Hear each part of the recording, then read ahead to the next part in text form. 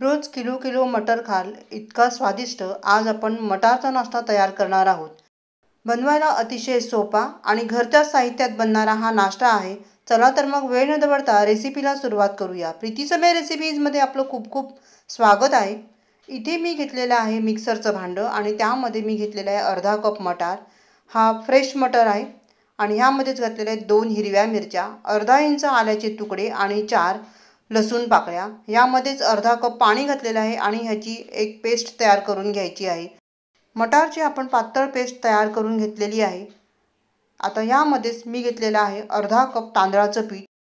आता ह्यामध्ये 2 चमचे मी बारीक रवा घातलेला आहे। बारीक रव्याऐवजी तुम्ही गव्हाचं पीठ देखील घालू शकता। पाव कप पाणी मिक्सरच्या भांड्यामध्ये घालून सर्व मटारची पेस्ट मी काढून घेतलेली आहे आणि हे पाणी जे आहे ते आपण यामध्ये घातलेलं आहे। आता हे सर्व व्यवस्थित मिसळून घ्यायचं आणि आवश्यकतेनुसार थोडंसं यामध्ये आपण पाणी घालणार आहोत। तर इथे मी 1 कप अजून पाणी घेतलेलं आहे। तर पाणी किती लागणार आहे हे मी नंतर तुम्हाला सांगेन। तिथे थोडंसं पाणी मी ह्यामध्ये घातलेलं आहे आणि हे सर्व मिसळून घ्यायचं व्यवस्थित। मिसळून झाल्यानंतर ह्याला 10 ते 15 मिनिटं रेस्ट करण्यासाठी आपण ठेवून देऊया। तोपर्यंत एक चटणी तयार करू। तर सध्या हिवाळा आहे त्यामुळे आपण तिळाची चटणी तयार करणार आहोत। तर इथे मी 2 चमचे तीळ घेतलेले आहेत, 2 बेडगी मिरची घेतलेली आहे। 2 ते 3 मिनिटं चांगलं हे आपण भाजून घेऊया। तीळ चांगले तडतड असे झाले पाहिजेत म्हणजे समजायचं की तीळ भाजले गेलेले आहेत। तर आता हे व्यवस्थित मी भाजून घेतलेलं आहे 2-3 मिनिटं। गॅस बंद करू आणि याला आपण मिक्सरच्या भांड्यामध्ये काढून घेऊया।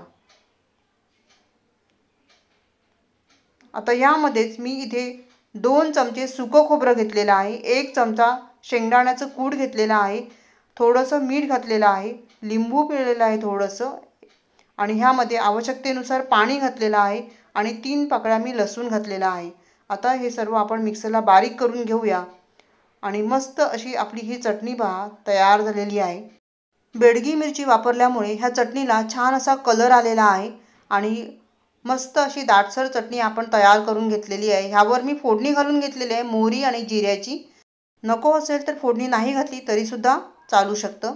तर इथे आपली मस्त अशी चटपटीत चटणी तयार झालेली आहे। चला आता 15 मिनिटं झालेली आहेत आणि रवा छान फुललेला आहे आणि हे बॅटर जे आहे ते घट्ट झालेलं आहे, तुम्ही पाहू शकता। आता यामध्ये आपण घालूया बारीक चिरलेला कांदा 2 चमचे, 2 चमचे बारीक चिरलेला टोमॅटो, 2 चमचे बारीक चिरलेली कोथिंबीर आणि भरपूर पाणी घालायचं आहे। आता हे सर्व व्यवस्थित मिसळून घ्यायचं, एकजीव करून घ्यायचं आणि इथे आपल्याला पाणी जे आहे ते भरपूर लागणार आहे कारण आपल्याला हे पीठ जे आहे ते एकदम पातळ तयार करून घ्यायचं आहे। तर हे मी थोडंसं घोटून घेतलं। आता ह्यामध्येच 1 चमचा चिली फ्लेक्स घेतलेला आहे आणि आवश्यकतेनुसार किंवा चवीनुसार इथे मीठ घातलेलं आहे। तर चिली फ्लेक्स तुमच्याकडे नसतील तर नाही घातले तरी हरकत नाही। आता इथे मी भरपूर पाणी घातलेलं आहे आणि ह्याची कन्सिस्टन्सी आपण पाहूया। तर अजूनही ह्यामध्ये पाणी आपल्याला लागणार आहे। शेवटी तुम्हाला सांगेल की मी ह्यामध्ये किती पाणी वापरलेलं आहे। तर इथे मी 2.5 कप पाणी वापरलेलं आहे। तर हे पीठ जसं जसं घट्ट होईल तसं ह्यामध्ये पाणी तुम्ही घालत जा। तर इथे आता पीठ आपलं तयार झालेलं आहे। आता तवा जो आहे तो मी चांगला गरम करत ठेवलेला आहे आणि त्यावर तेल घालून घेते आहे। तेल व्यवस्थित सर्वकडे पसरवून घ्यायचं आणि तवा जो आहे तो भरपूर गरम करून घ्यायचा, अगदी कडकडीत गरम करून घ्यायचा आणि हे जे पीठ आहे ते मस्त असं ढवळवून घ्यायचं म्हणजे ते सर्व एकजीव होईल आणि यानंतर आपण ह्यावर हा डोसा जो आहे तो पसरवून घेणार आहोत। आता पहा तवा किती गरम आहे की हे पीठ जे आहे ते आपोआपच सरकलं जातं। इतका तवा गरम असणं फार गरजेचं आहे तरच तुमचा डोसा जो आहे तो छान क्रिस्पी आणि पातळ होईल। आता हा डोसा आपण घालून घेतलेला आहे। आता गॅसची आच जी आहे ती मंद ठेवायची आहे आणि मंद आचेवर डोसा जो आहे तो आपल्याला मस्त असा सोनेरी रंग येईपर्यंत चांगला कुरकुरीत करून घ्यायचा आहे। वरची बाजू कोरडी झाली की त्यावर तेल घालायचं आहे आणि मस्त असं तेल लावून घ्यायचं म्हणजे मग डोसा जो आहे तो छान व्यवस्थित सुका पडत नाही आणि छान व्यवस्थित निघतो। आता इथे मी घेतलेला हा जो तवा आहे तो मोठा आहे त्यामुळे काठाला उष्णता पसरत नाही आहे, त्यामुळे असा सर्व बाजूनी हा डोसा जो आहे तो चांगला असं शेकून घ्यायचा आहे फिरवत फिरवत आणि त्यानंतर पहा हा डोसा जो आहे तो आता मस्त असा क्रिस्पी तयार झालेला आहे.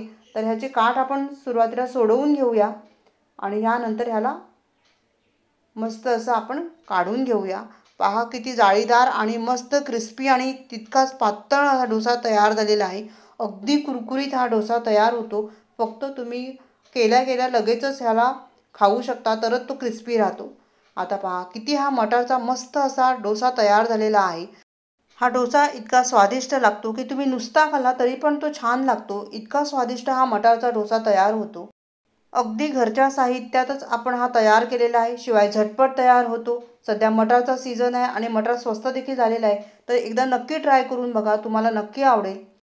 पहा याच पद्धतीने आपण दुसरा डोसा पण तयार करून घेतलेला आहे आणि तो देखील मस्त असा क्रिस्पी तयार झालेला आहे. रेसिपी आवडली तर लाईक करायला विसरू नका. 2024 मधली ही पहिली रेसिपी आहे. नवीन वर्षाच्या तुम्हाला खूप खूप शुभेच्छा. व्हिडिओ पाहिल्याबद्दल तुम्हा सर्वांचे खूप खूप आभारी आहे. पुन्हा भेटूया अशाच एका छान नवीन रेसिपीसह. धन्यवाद.